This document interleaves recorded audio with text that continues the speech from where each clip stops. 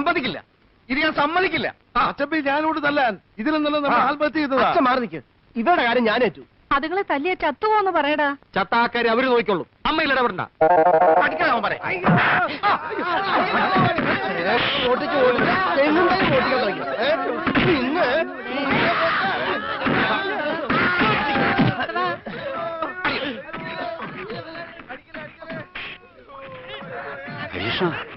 നെഞ്ചിടിക്കണു, പേടിക്കണ്ട, ഒന്നും സംഭവിക്കില്ല.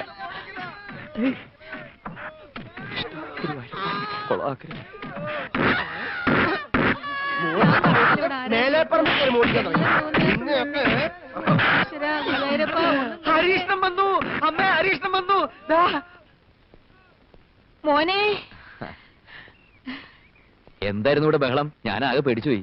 കള്ളത്തരം കാണിക്കുന്നവരോട് ഒരിക്കൽ ക്ഷമിച്ചാൽ അവൻ 10 തവണ വീണ്ടും കക്കും. ഇത്തവണ യുവമാരെ കെട്ട തേങ്ങയല്ല, നല്ല അസല തെങ്ങും തയ്യ. ഒരൊറ്റ കള്ളനോടും ഒരു കാലത്തും ഈ വീട്ടിലുള്ള ഒരാളും ക്ഷമിക്കുകയല്ല. ഇപ്പൊ നല്ലവണ്ണം പഠിച്ചല്ലോ.